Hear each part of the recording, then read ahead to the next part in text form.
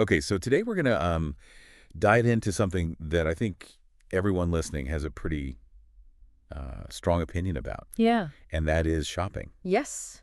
And I mean, we all do it. Yeah, we've all got some experience with it for sure. We've all got some experience with it. Some of us, maybe more than others. Hmm. Um, and I'm really curious to dig into this material you sent over. It looks like some interesting stuff about how people are shopping these days and what makes a good shopping experience. Yeah, and I think a lot of people maybe don't realize how much goes into, choosing what to buy. There's Right. all this psychology at play and cultural influences. And I think we might even find some interesting patterns that people haven't really noticed. Ooh, hidden patterns. Mm. Okay, And do it. so first of all, both of our sources here seem to agree that everyone shops. Yeah. Even if some people maybe don't want to admit it. Exactly. But they definitely have different perspectives on if it's a good thing or a bad thing. Right. Some people actually really enjoy it. It's a way to relax or treat themselves. Imagine spending an afternoon at a bookstore or trying on new clothes. Some people find that really therapeutic. Yeah, I can see that. Mm-hmm. But on the other hand, the sources also talk about how shopping can be stressful and overwhelming. For sure. It can definitely be a sensory overload, especially with so many options out there. Yeah, it's like decision fatigue. Yeah. And then there's the whole budget thing. Oh, yeah. It's easy to get carried away and overspend. Oh, yeah, you're like, ooh, this is on sale. And then suddenly your credit card bill is. Exactly. Yeah. Buyer's remorse is a real thing. Yeah, for sure. Okay, so one thing where the sources really seem to disagree is the whole online versus in-person thing. Oh, yeah. That's a big debate. It's a huge battle. It is. So on the one hand, you've got the convenience of shopping online. Right. You can compare prices really easily, read reviews, and, get stuff delivered without even leaving your house. Yeah, that's a huge plus. But one of the sources actually brings up a really good point about trying on clothes and shoes. Yeah. That's something you can't really do online. You can't. And sometimes those size charts are so off. Mm-hmm. What is a medium anyway? Right. Every brand is different. And you also miss that tactile experience of shopping in person. Feeling the fabrics and seeing how colors look in different lighting. Yeah, there's a certain atmosphere to it, that energy of a busy store or a market. Yeah. And sometimes you find things you would have never found online. Mm-hmm.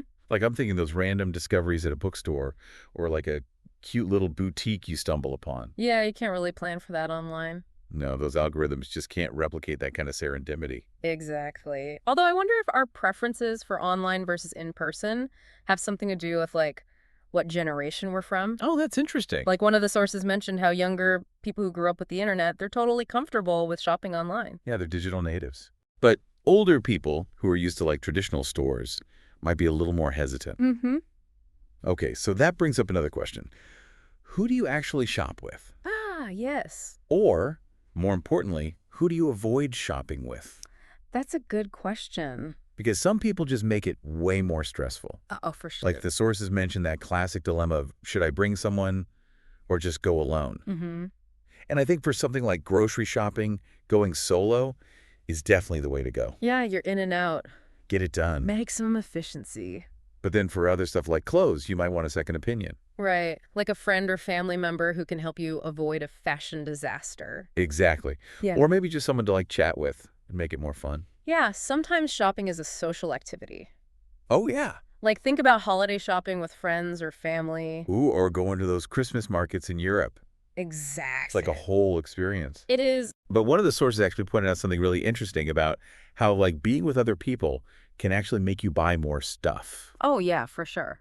You might get caught up in the excitement or feel pressured to buy something you wouldn't have gotten if you were alone. Totally. It's that fear of missing out takes over. Yeah, you don't want to be the only one who doesn't get the thing. Exactly. So it's good to be aware of that influence. Yeah, definitely. I think it's all about knowing yourself and who you shop well with.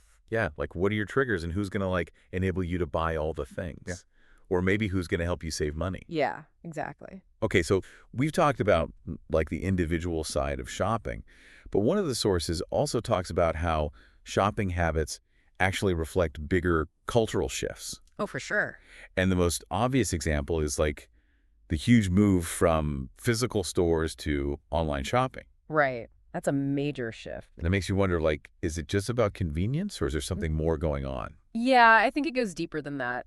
I think it says a lot about how our relationship with like time and technology is changing. Yeah, like we Yeah. live in this fast-paced world where everything is instant. Exactly. And online shopping fits perfectly with that. Yeah, you can literally order something and have it at your door like the next day. It's crazy. It is. And it's kind of sad in a way for like those small local stores.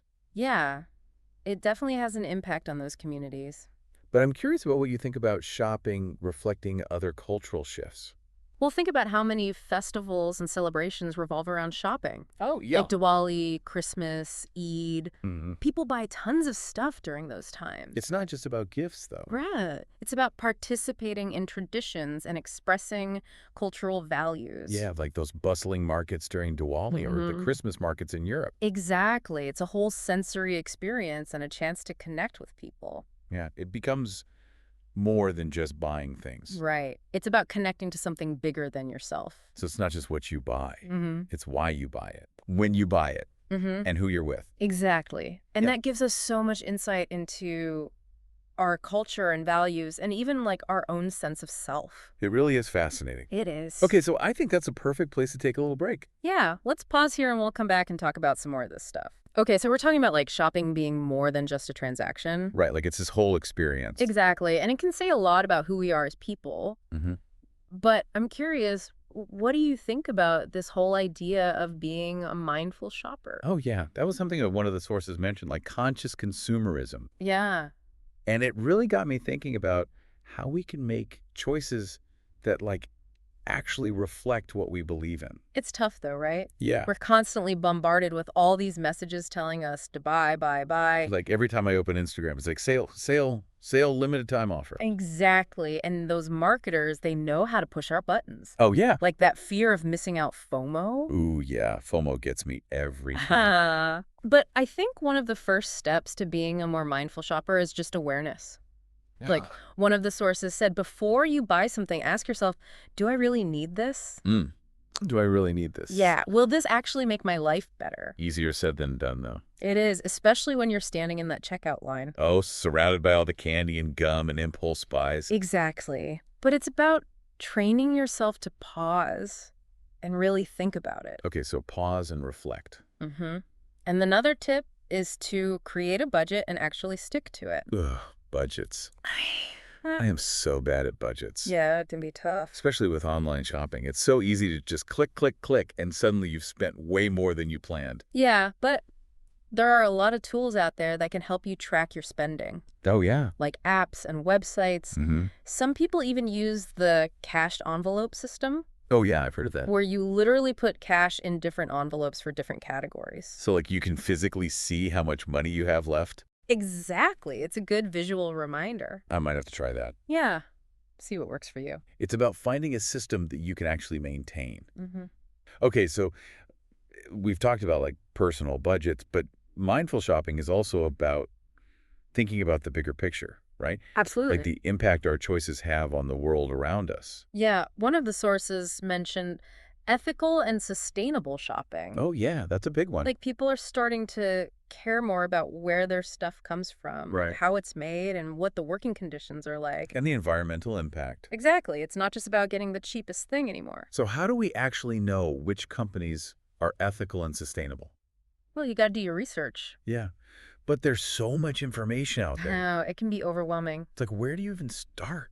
Well, start small. Okay. Like pick one or two things that are important to you. Mm-hmm. Maybe it's fair labor practices or reducing your carbon footprint. Okay. And then research the brands you usually buy from. So, like, see if they actually live up to their claims. Exactly. So it's like progress, not perfection. Right. And it's not about depriving yourself. Yeah. It's about finding a balance. Right. Like enjoying the things you buy, but also making choices that align with your values. Yeah, that makes sense. And you're hopefully contributing to a better world in the process. I love that. Yeah. It's like shopping becomes an extension of your ethics. I like that. It's about recognizing that our shopping habits are a reflection of ourselves, like our values and priorities. Okay, so we've talked about the emotional side of shopping and how to be more mindful. But I'm curious about what you think the future of shopping looks like. Ooh, that's a good question. Hmm.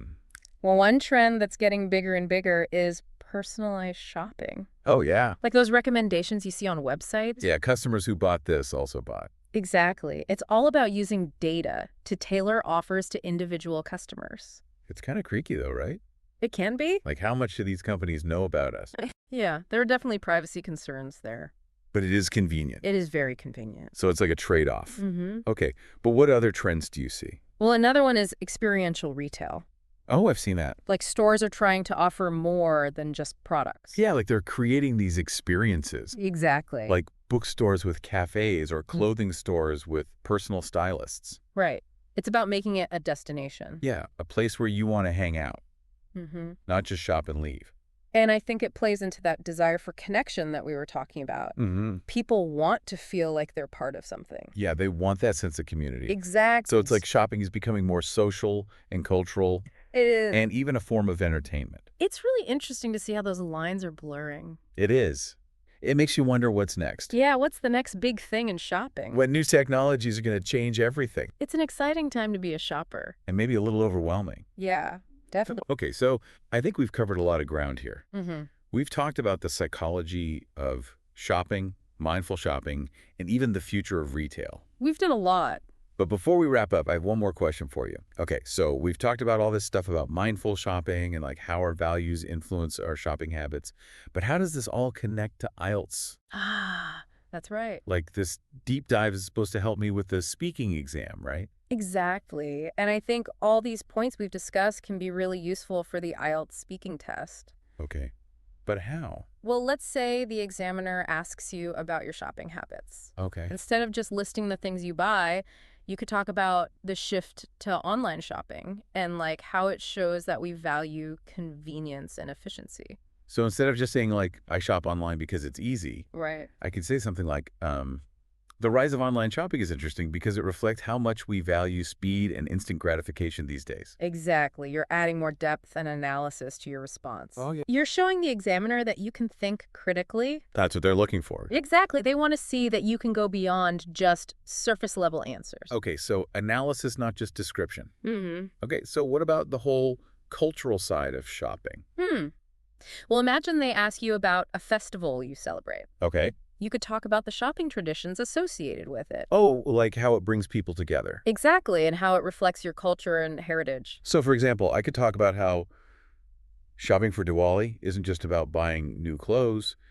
It's about this centuries-old tradition and connecting with my family and experiencing the lively markets. Perfect. You're showing off your vocabulary, your cultural knowledge, and your ability to connect personal experiences to wider themes. Ooh, I like it. It's all important for getting a high band score. Okay, so it's not just about memorizing random facts about shopping.